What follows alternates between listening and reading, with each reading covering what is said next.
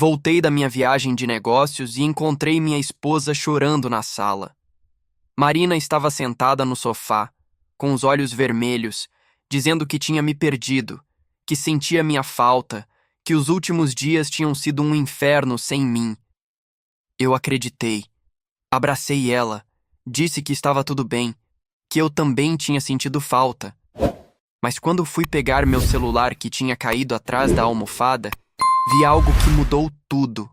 Um envelope branco, meio amassado, escondido entre as almofadas. Meu nome estava escrito na frente. Ou melhor, meu nome estava riscado com força, várias vezes, até rasgar o papel. E ao lado, com uma caligrafia que não era da Marina, estava escrito outro nome: Rafael. Fingi que não tinha visto nada. Deixei o envelope onde estava.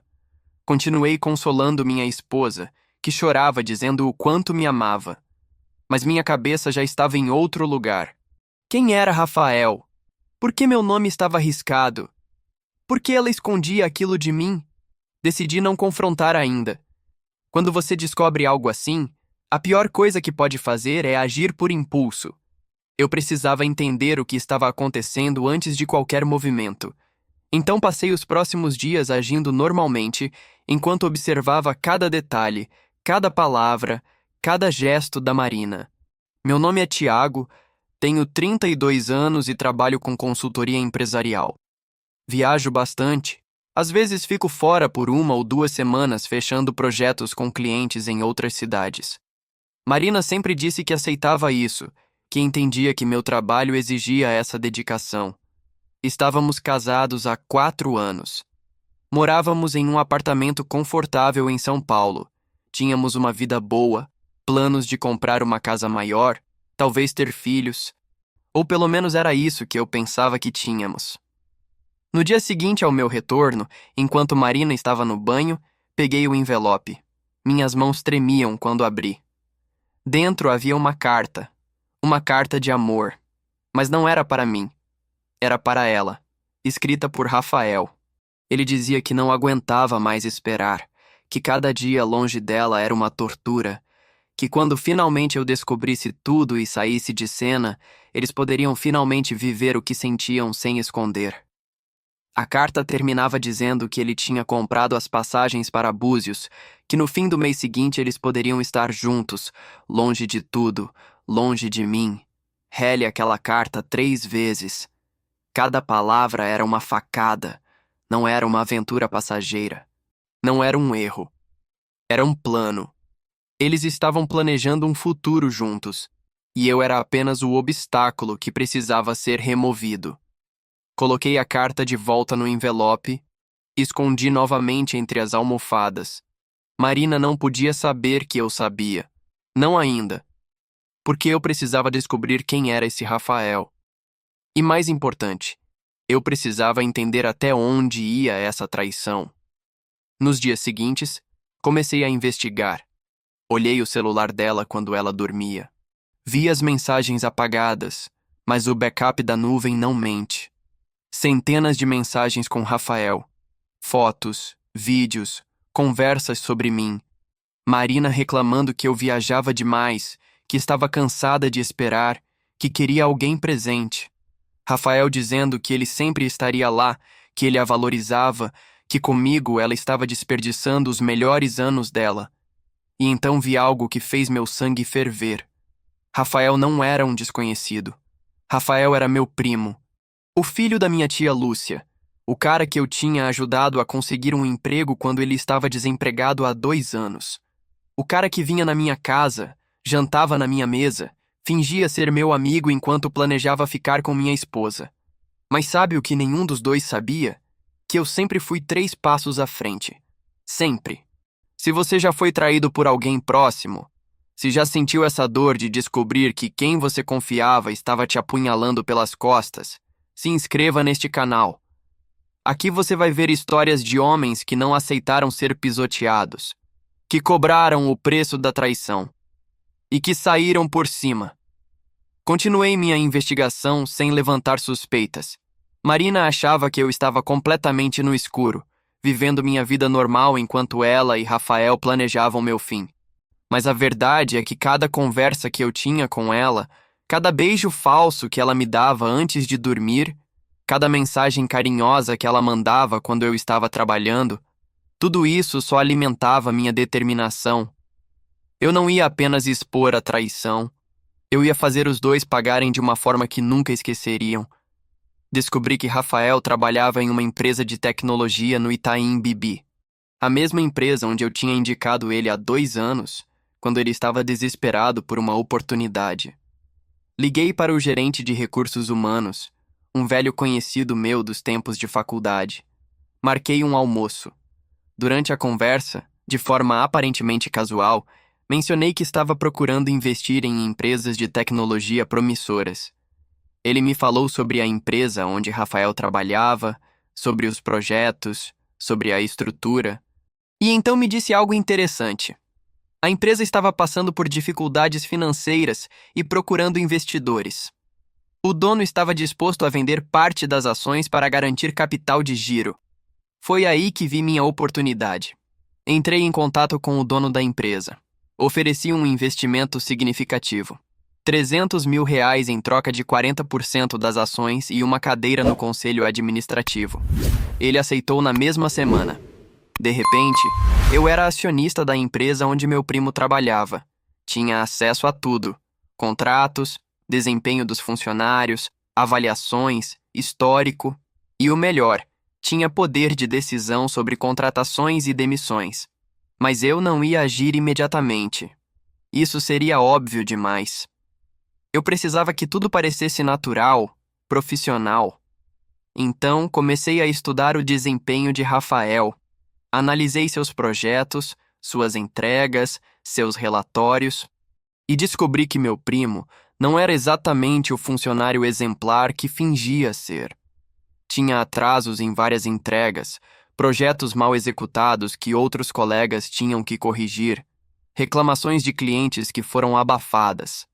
Rafael sobrevivia na empresa porque era carismático, porque sabia vender uma imagem, mas a substância não estava lá. Enquanto isso, em casa, Marina continuava sua performance. Me perguntava sobre meu dia, cozinhava meus pratos favoritos, até sugeriu que fizéssemos uma viagem juntos nas próximas férias. Uma viagem para Búzios. Sim, exatamente o lugar que Rafael tinha mencionado na carta. Ela estava testando o terreno, vendo se eu suspeitava de algo. Eu sorri. Disse que adoraria, que poderíamos reservar um hotel com vista para o mar. Ela me abraçou, disse que me amava. E eu retribuí, sabendo que cada palavra dela era uma mentira calculada. Uma noite, Rafael apareceu em casa. Ele tinha esse costume de aparecer sem avisar, sempre com alguma desculpa. Dessa vez, disse que estava passando pela região e decidiu dar um oi. Marina ficou visivelmente nervosa. Eu ofereci cerveja. Colocamos um jogo na televisão, conversamos sobre a vida. Rafael me perguntou como estava o trabalho, se as viagens estavam cansativas. Eu disse que sim, que às vezes pensava em viajar menos e em ficar mais tempo em casa. Vi o olhar de pânico que Marina e Rafael trocaram. Eles não queriam que eu ficasse mais em casa. Isso atrapalhava os planos deles. Antes de Rafael ir embora, ele me deu um abraço. Me chamou de primo, disse que eu era uma inspiração para ele, que agradecia tudo o que eu tinha feito. Olhei nos olhos dele e sorri. Ele não fazia ideia do que estava por vir. Nenhum dos dois fazia. E você? O que faria se descobrisse que a pessoa que você ama está te traindo com alguém da sua própria família? Deixaria passar ou cobraria o preço? Me conte nos comentários. Quero saber se você teria a frieza que eu tive. 2 semanas depois da minha entrada como acionista, convoquei a primeira reunião do Conselho Administrativo. Na pauta, reestruturação de equipes e análise de desempenho individual. O dono da empresa achou uma excelente ideia. Ele não sabia que meu interesse não era apenas melhorar a produtividade geral. Tinha um alvo muito específico em mente. Apresentei os números.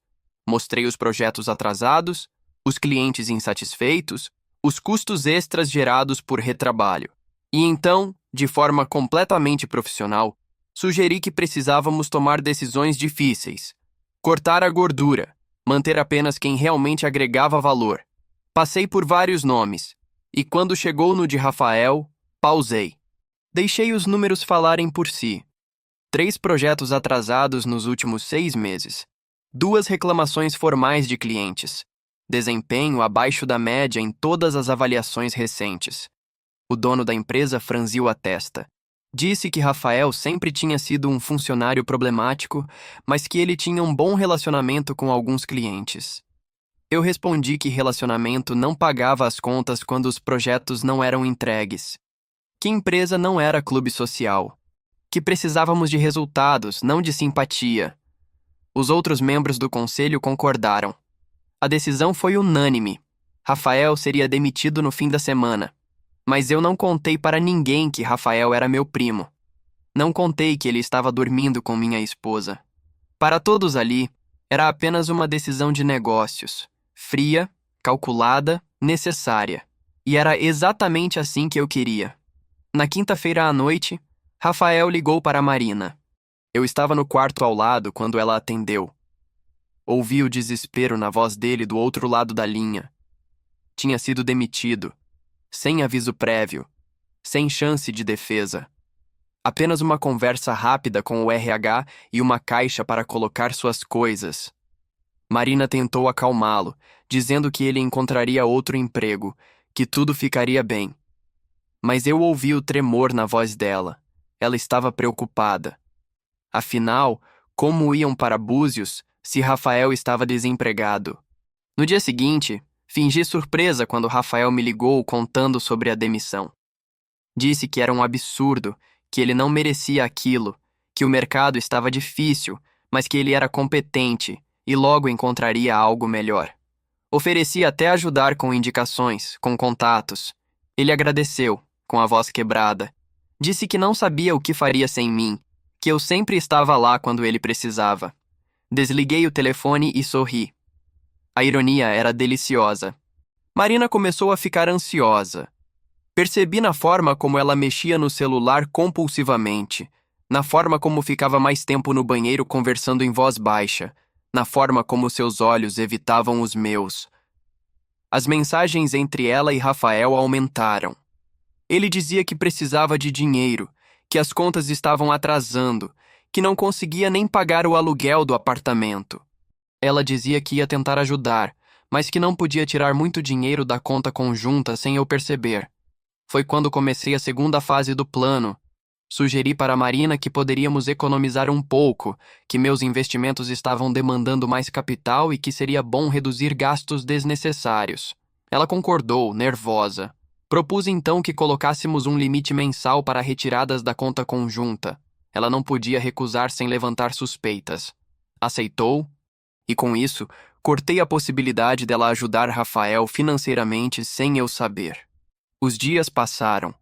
Rafael começou a ficar desesperado. As mensagens para Marina ficaram mais intensas, mais exigentes.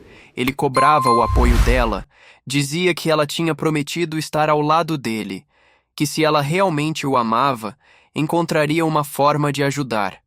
Marina se sentia encurralada entre a culpa e o medo de ser descoberta.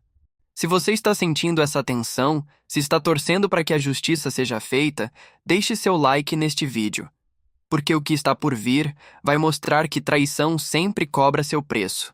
Sempre. Um mês depois da demissão de Rafael, as coisas começaram a desmoronar para ele de verdade. Descobri através de um conhecido que ele tinha perdido o apartamento. Não conseguiu pagar o aluguel atrasado e o proprietário não teve piedade.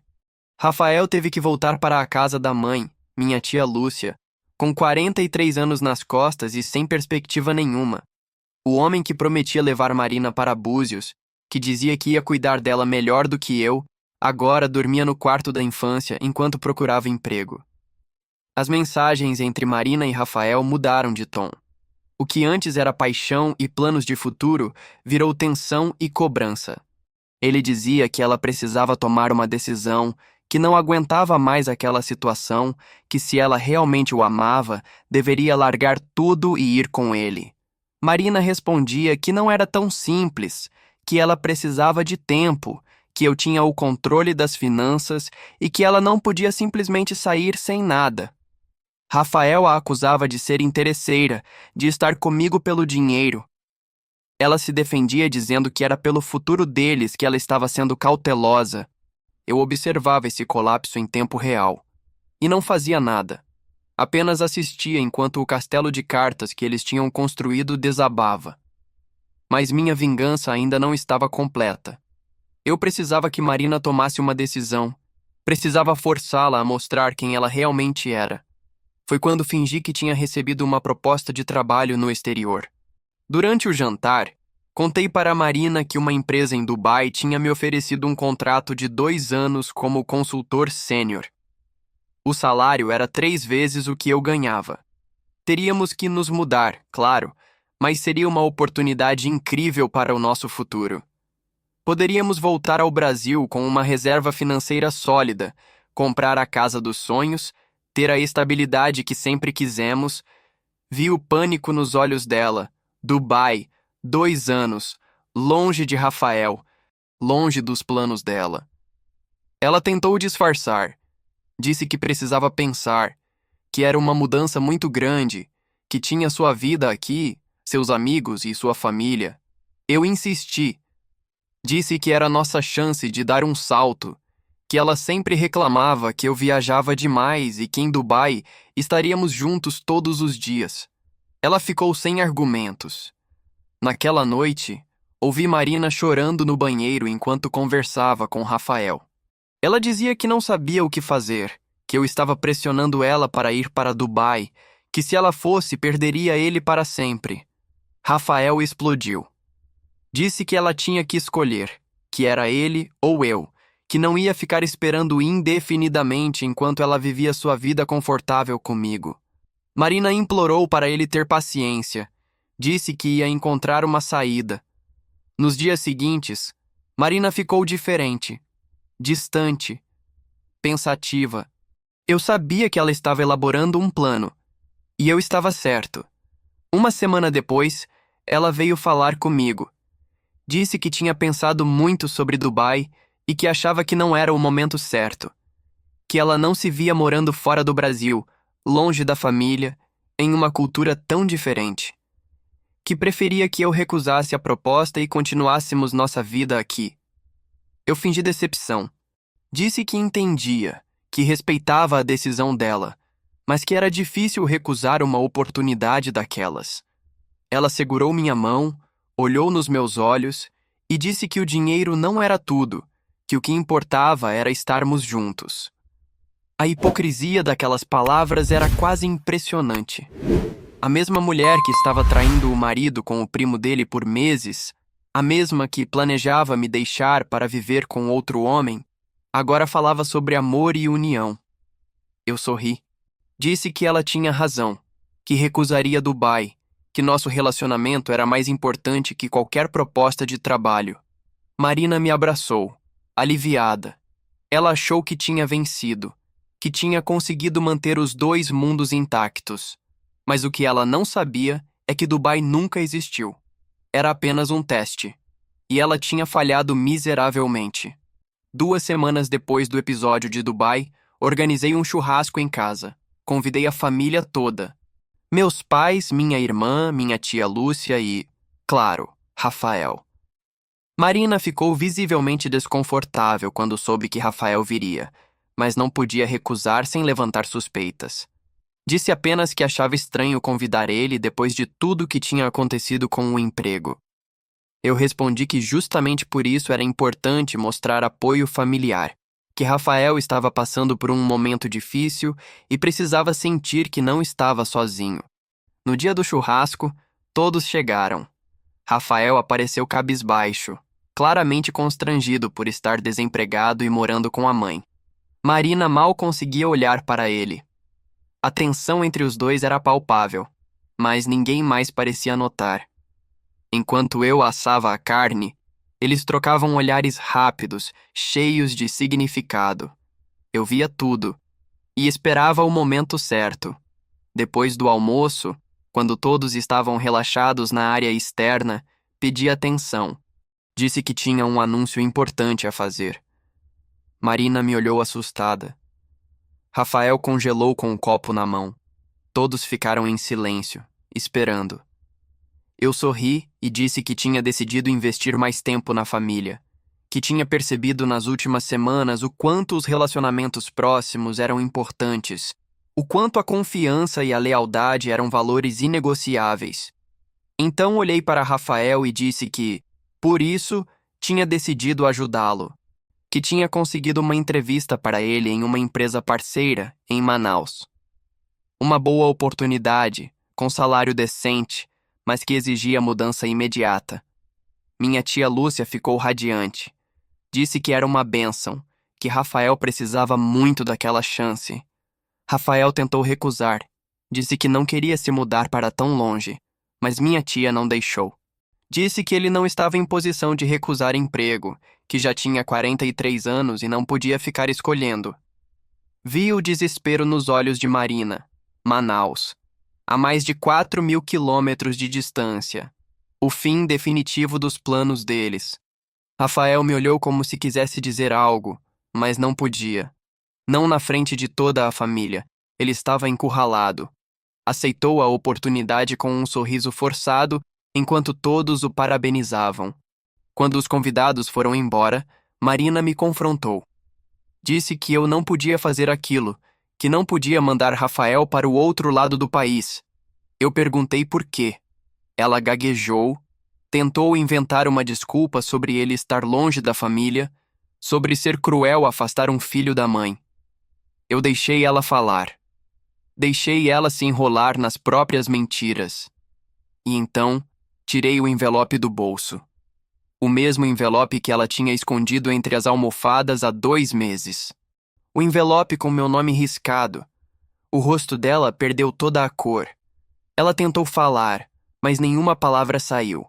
Coloquei o envelope na mesa entre nós. Disse que sabia de tudo. Das mensagens, dos planos, de Búzios, de cada mentira que ela tinha contado nos últimos meses. Disse que sabia que Rafael não era apenas meu primo, mas o homem que ela tinha escolhido para me substituir. Marina começou a chorar, a pedir desculpas, a dizer que tinha sido um erro, que ela me amava, que nunca teve coragem de ir embora de verdade. Eu ouvi tudo em silêncio. Quando ela terminou, eu disse apenas uma coisa, que ela tinha 3 opções. Podia ficar no casamento, mas eu venderia o apartamento e ela teria que assinar um acordo de separação total de bens, vivendo apenas com o que ganhasse. Podia pedir o divórcio e sair sem nada além das roupas dela, já que todo o patrimônio estava no meu nome e eu tinha provas da infidelidade. Ou podia ir para Manaus atrás de Rafael e tentar construir a vida que tanto planejaram, mas sem R$1 meu. Ela escolheu a primeira opção. Ficou. Mas o casamento acabou naquele dia. Hoje vivemos como estranhos sob o mesmo teto enquanto o processo de divórcio avança. Rafael está em Manaus, bloqueado em todos os contatos dela. E eu? Eu aprendi que confiança se ganha, mas traição se paga. Sempre. Se você chegou até aqui, se esta história te fez refletir sobre lealdade e consequências, deixe um comentário contando o que você teria feito no meu lugar. Compartilhe este vídeo com alguém que precisa entender que subestimar as pessoas tem um preço.